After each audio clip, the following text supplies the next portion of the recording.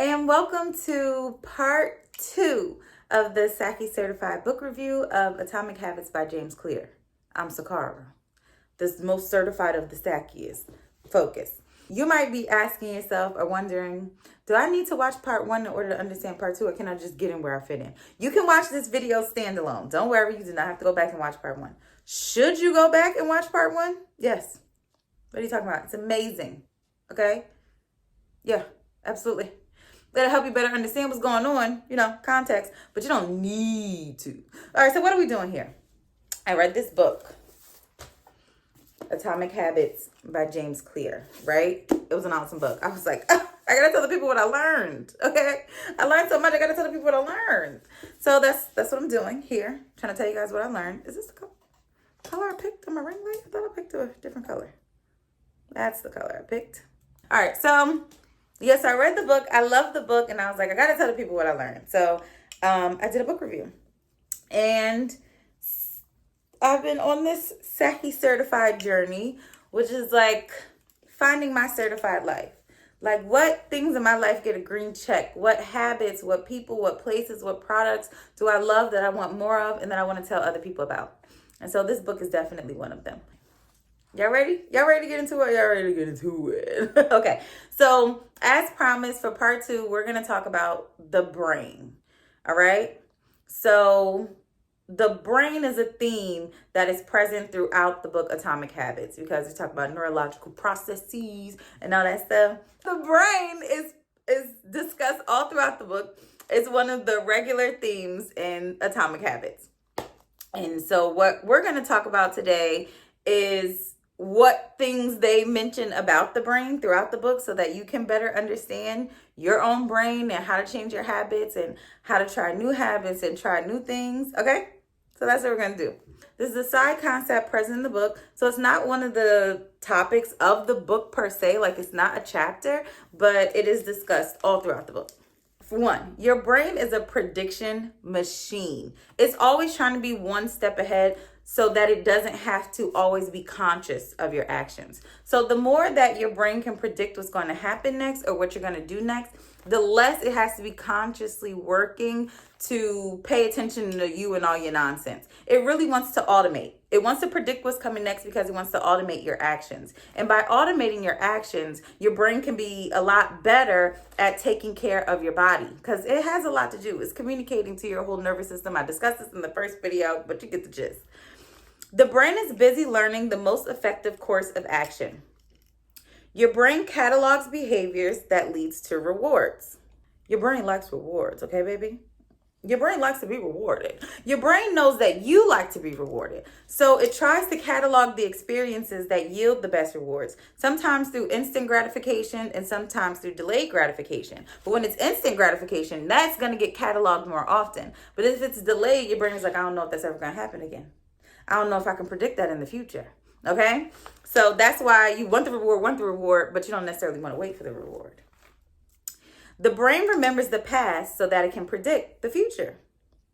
Your brain is a reward detector. We underestimate how much our brain and bodies can do without thinking. I know that sounds crazy, because what else is the brain doing if it's not thinking? Your brain, I don't know, I'm going to say this 100 times. Your brain does not want to think. Your brain is busy, okay? Your brain said, listen, you've been drinking, the liver is acting up. I'm trying to tell the liver you still got to live, okay? So you trying to develop new habits. You trying to come up with words to say in a sentence. I don't have time. I'm busy doing other stuff. Jesus. The human body has about 11 million sensory receptors. Approximately 10 million are dedicated to sight. Understanding? Of the 11 million sensory receptors that our body has, 10 million are dedicated to sight. The sight is very important. Half of the brain's resources are estimated to be used on vision. What does this mean for the blind? I don't know. I'm going to look into this, though, because now I'm curious. But how deep is that? Seeing is believing. Change your perspective. Change your reality. Once you start seeing things a different way, they will literally start becoming a different way, because your brain determines what you believe, what you don't believe, and what's real and what's fake. Oh my God, this is scary. Who knew this was going to be a horror flick? Once the mental grooves of habit have been carved into your brain, they are nearly impossible to remove entirely. Once a habit has been carved into your brain, they are nearly impossible to remove entirely. As a mother, I'm a mother.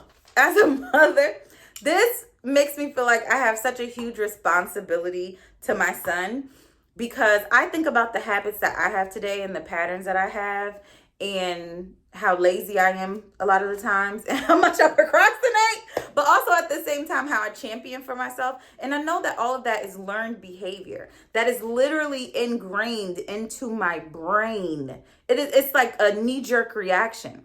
So as I'm raising my son and teaching my son the type of person who I want him to be, what time do you wake up? What do you eat in the morning? What am I etching into his brain that he's going to live with forever? Some of those habits are impossible to remove in their entirety. Some of our learned behavior will stick with us for the rest of our lives. Now, it doesn't mean that you cannot change. As you know, if you watch part 1 of my video, then you'll hear all the different ways that you can change your habits and change your life. But I'm just saying, there are some things that are so automatic to us that it's going to be very difficult for us to alter. Dopamine is not only linked to pleasure, but it plays a central role in motivation, learning and memory, punishment and aversion, involuntary movement. We talked a great deal in part 1. Remember when I said you didn't have to watch part 1 to understand part 2? But now throughout the whole thing, I'm still referencing part 1. Well, go watch it. I lied. No, but seriously, we talk a lot about dopamine, which is one of the chemicals released in our brains. And it really does encourage us to be motivated. So it's not just a pleasure principle. Dopamine is not only linked to pleasure, but it also plays a central role in motivation. So it determines what motivates you, when you feel like you're being punished, what your aversions are. That can all be linked back to and attributed to the amount of dopamine released when you experience a certain situation. Okay, I hear everybody always talking about serotonin, melatonin. Melatonin is different. But don't forget about dopamine. The more you repeat an activity, the more the structure of your brain changes to become more efficient at that activity. I'm going to read that one again. The more you repeat an activity, the more the structure of your brain changes to become more efficient at that activity. As much as your brain is a machine for prediction, it's also a machine for efficiency. Okay, so if pleasure are coming through your body through a drug or a food or a negative habit, the brain is going to be like, all right, she likes that. I'm going to keep giving it to her. I'm going to make sure that she keeps wanting it. It's efficient, but look, it's going to give you what you want. The brain is like that, friend. Brain is your yes friend. Okay? It's going to give you what you had said you wanted. You like that? Don't worry, sis, I got you. Because it wants you to feel good. Oh, God, the stress we put on our brains. Your brain is like, I'm trying to dispatch and communicate to a whole body. Stop trying to add new shit. That's not in the book, but it's in my notes. Like muscles of the body responding to regular weight training, particular regions of the brain adapt as they are used and atrophy as they are abandoned. So let's talk about this a little bit. Like muscles of the body responding to regular weight training. The same way that you can strength train yourself into looking like Gordon Von Strangle from Fairly Odd Parents. The same way that you can train your muscles to become stronger, you can train particular regions of your brain so that they adapt to you strengthening them. But if you abandon certain regions of your brain, they will atrophy. Anybody who went to public school, were you taught a language like Spanish or Mandarin or Latin or French, whatever, or if you were raised in a multilingual household, let's say you don't speak that language anymore. Let's say you don't have to. There's no need, right? Now you only speak English. Are there some words that you used to know that you now don't know? Let's say that you used to be a great chess player. When I was a kid, I used to play chess. I can tell you what the names of the pieces are, but am I going to win? Am I a grandmaster? Not at all. I haven't played chess since I was 12. So parts of your brain that you no longer use will atrophy. The same way, parts of your brain that you use through reading, through practice, through routine, through habits will strengthen. It might seem hard at first, just like lifting 50 pounds. It's going to suck the first time you try because that part of your body is weak. But the more that you work at it, it will get stronger. Where it used to take me maybe a month to get through a book just to focus my attention on reading that book. Now I'm getting through books in a day. I'm getting through books in a week. They get easier. My brain is now like scanning the pages for words like this. Right? Anything. Your brain is also a muscle. Sort of. Energy is precious, and the brain is wired to conserve it whenever possible. I think people underestimate the power of the brain. Honestly, when I tell you, you know how people get heart transplants, right? You probably think, oh, my heart is so important. It stabbed me in my heart. I'm going to die. You ever see somebody walking around without a brain?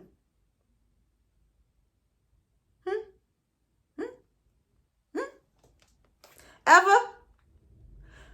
You ever see somebody get a brain transplant? Ever?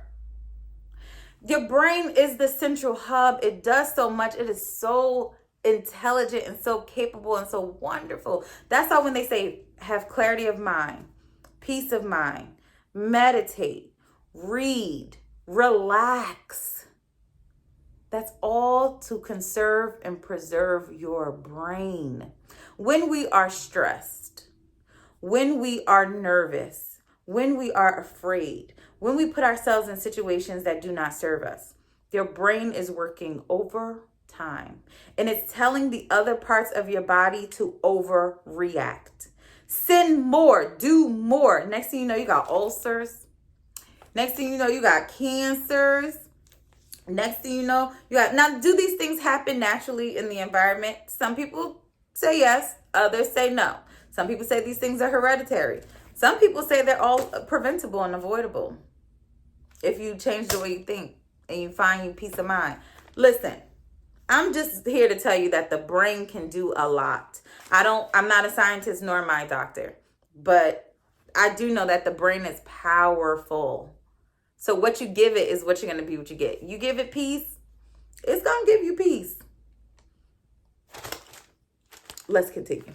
The neocortex is the newest part of the brain. And when we say new, let me tell you something about scientists. When they use words like new, they're talking about within the last 1,000 years.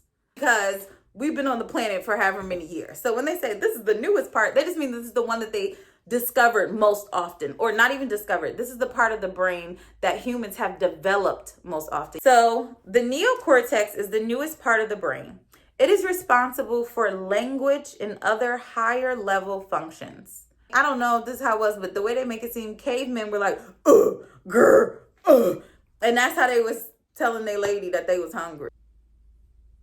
The human mind wants to win whatever game it is being played. In this relation to the book, what he was saying is, we like to be challenged. It's natural for people to want to be challenged. We want to go after a good challenge, but not a challenge we're not going to win.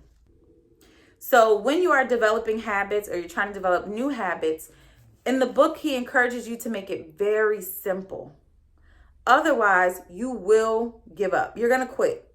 You're not going to be able to sustain it. The human brain loves a challenge, but only if it is within an optimal zone of difficulty. The human brain loves a challenge, but only if it is within an optimal zone of difficulty. What does that mean? Just what I said. It should be difficult, but within the optimal zone of difficult. It's like a little difficult, but not too much. So when you are developing hard habits, right? Maybe it's eating differently. Maybe it's working out. Maybe it's saving money. Maybe it's developing boundaries with your friends and family. Those are hard habits because we want to resort back to the things that we've always been doing. We want that dopamine. We want that good feeling, those good feeling hormones and chemicals to be surging through our body all the time. So if you want to deprive your body of that, You have to get into the optimal zone of difficulty. Don't make it too hard. That new habit has to be easy at first, and the degree of difficulty has to change by a very small margin over a long period of time. It doesn't sound sexy, Sakura. It doesn't sound sexy. But let me tell y'all, time flies. Time flies. It might seem in the moment while you're doing a thing that it's taking forever. You're not seeing the results you want to see. You're only seeing a 1% change. That 1% change, like I told you, over a year will be 37 times better than you not making the choice to make that change. I rest my case. Mic drop. Okay, let me stop. This is the last part I will leave you with about your brain. The primary mode of your brain is to feel. The secondary mode is to think. I know, guys. This is against everything that I know and believe in. What are you talking about? We think that our heart determines our feelings, but our feelings are experiences. They are reactions. They are responses to our environment. Anything that alters you from being completely at peace, whether positively or negatively, is a reaction. And that reaction happens in our brain. We feel first. Your brain's primary function is to tell you how you feel in a situation. Okay? You might feel a little choked up in your throat, or maybe your heart is pounding, maybe you're sweating, maybe you feel it in your gut. But it starts in your brain, because your brain is the communication hub of your body. So if your brain is not communicating clearly, think about people who have like dementia, any type of neurological diagnosis. Their brain is communicating to them differently, and it's dictating every other function of their body. Your brain is step one for everything. How you feel, what you want, when you want it. The secondary thing is to think. You just look, if I came up in your face and I was like, bitch, you might be like, it's the feeling that's going to happen first. Before you decide if you want to punch me or if you want to run away from me, the feeling is going to come first. I do want to go into just some quick quotes before we go. Then we'll end this video and we'll be back with our last portion of Atomic Habits by James Clear, and that will be part 3, and we'll end the book, and I'll teach you all that you've learned, and I'll teach you all you've learned, and we'll review all that we've learned. And yeah, when preparation becomes a form of procrastination, you need to change something. Don't get sucked into analysis paralysis. And what that means is that you are thinking about the best way to do something, so you end up not doing the thing at all. Repetition is a form of change. To build a habit, you need to practice it. To build a habit, you need to practice it. Start with repetition, not perfection. Start with repetition, not perfection. Voltaire says, Voltaire, I know shit. The best is the enemy of the good. Best is the enemy of the good. So instead of always trying to be the best, start off with being good. Over time, as you practice and you repeat that behavior, you will become the best. Trust me. If you don't trust me, trust Mr. James Clear. Make your habits so easy that you'll do them even when you don't feel like it. Make your habits so easy that you'll do them even when you don't feel like it. Make it easy. I love you so much for coming back to watch another one of my videos. I will be back with part 3. I love y'all so much for watching another SaKi certified video. This was part 2 of our 3-part review of Atomic Habits by James Clear.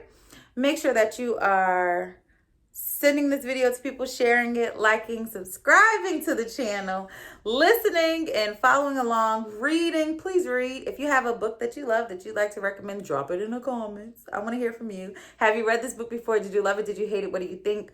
And yeah, we'll be back with part 3 to conclude the rest of the book and then sum it all up and to move on with our lives and then to create new habits and realize all the success that we're meant to have and live our certified life. Bye, y'all.